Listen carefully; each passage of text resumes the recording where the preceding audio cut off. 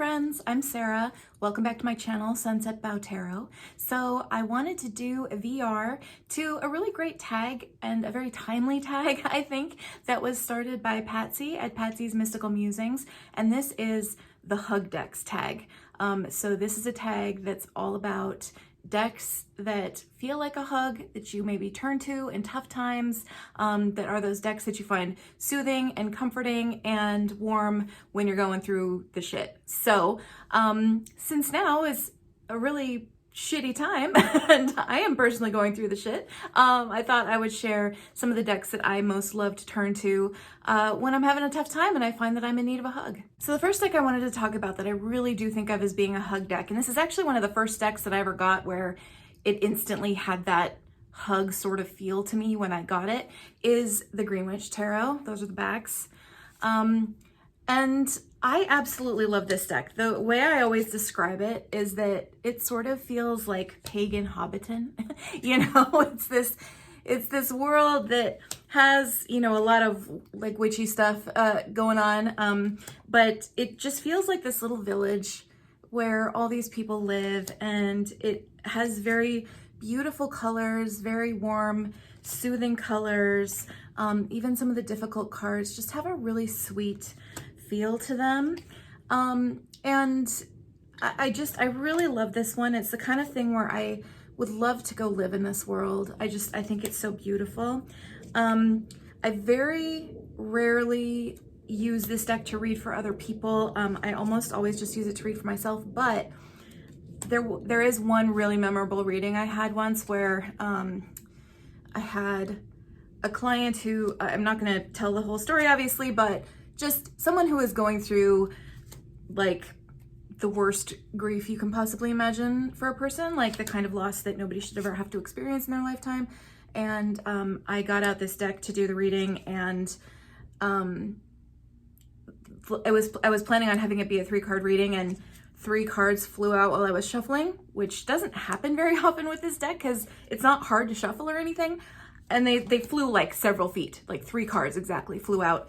And it was kind of like the most perfect message you can possibly imagine. It was one of those moments where it was just like, okay, it was just one of those really memorable readings where like kind of the perfect cards literally flew out of the deck for this person who was going through a really tough time. And so, you know, based on that,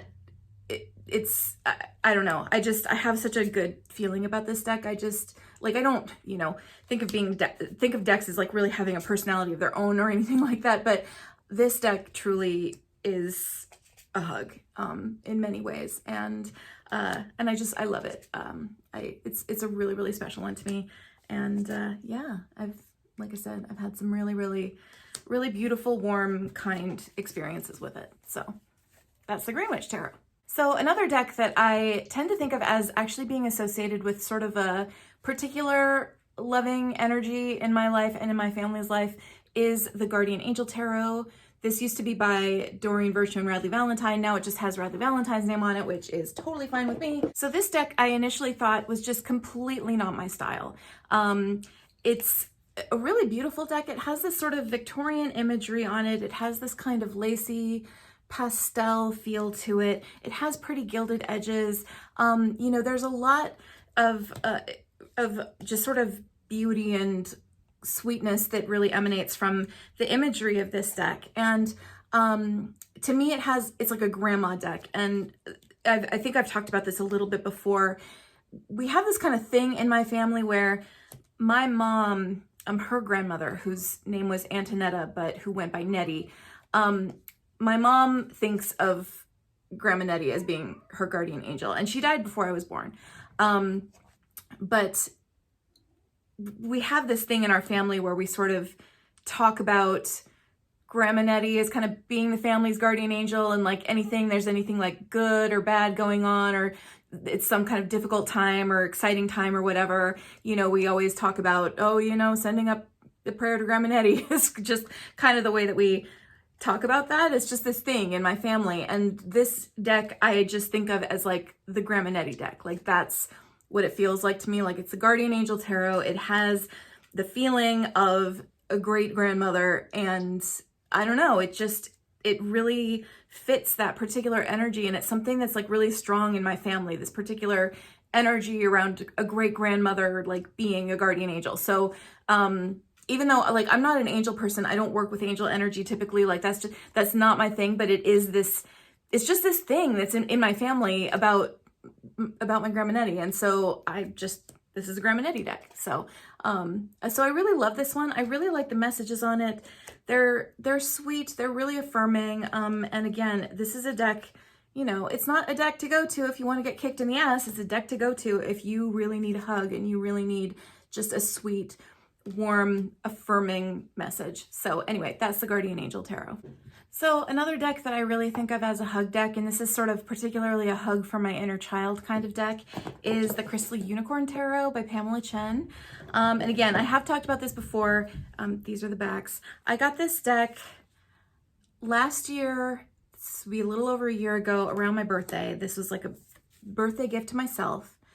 And I had been going through kind of a tough time right at that moment in my life. And this deck truly did in that moment feel like hug. Like it felt like exactly what I needed. It's just these beautiful pastel unicorns. You know, the cards are just they're very sweet. I mean, they're totally Rider-Waite-Smith, so it's not like there's anything special I had to learn to read this deck or anything.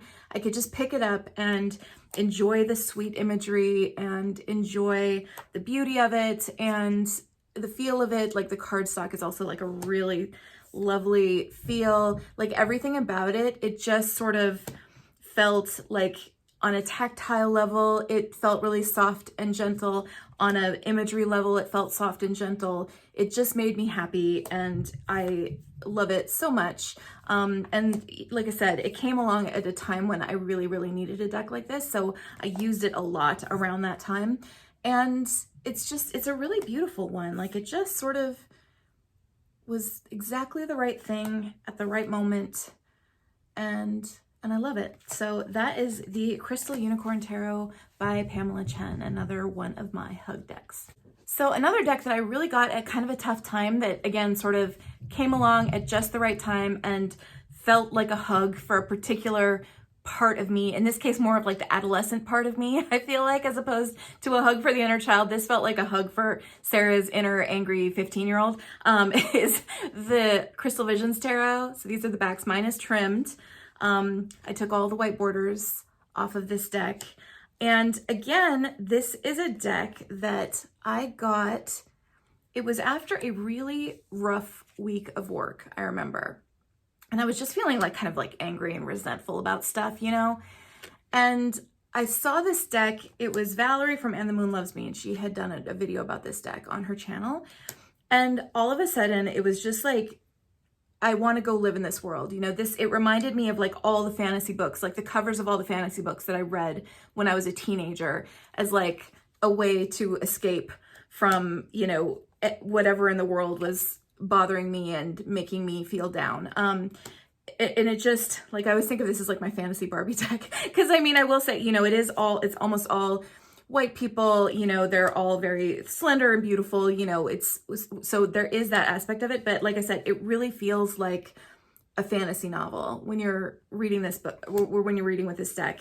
And it's so beautiful. The colors are so soft. You know, it obviously has a very feminine feel in a lot of ways. And it's lovely. Like, it just makes me so happy. And again, it was one of those decks that just came along at the right moment. And I had also at that moment too been listening to a whole bunch of Stevie Nicks, and when I realized this deck was actually named after Crystal Visions, which is a Stevie Nicks like best of album, I was like, okay, well, obviously this is all a sign. I need to buy this deck. And again, it just felt like it was in my life at the right moment, and it just filled me with joy. And again, this was a hug for Sarah's inner angry 15-year-old. So anyway, that's the Crystal Visions Tarot. So the final deck that I wanted to talk about in my list of hug decks is another deck that I felt like came along at just the right time in my life, and that is the Sasuraibito Tarot by Stacey Burrington.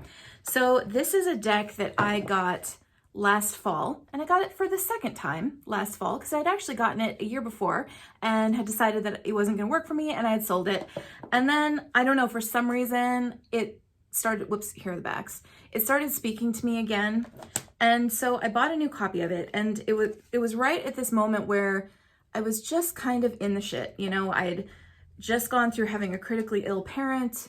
I was starting a new job that, after having been at my old job for 11 years, I was starting a new job where I was on a really, really steep learning curve and feeling quite overwhelmed and kind of struggling with that feeling because, you know, it's hard when you've been doing the same thing for so long and you feel really competent at it and everything about it is second nature and you know all the people and you know everything, and then you go work at a new place and it's like, okay, I don't know any of you and I only understand 5 words out of every 20. So I mean, you know, it really upended my self-esteem in a lot of ways. And this deck feels like a real strong self-esteem deck. It feels like a really strong empowering deck. It felt like a hug for adult Sarah, you know, not adolescent Sarah or inner child Sarah.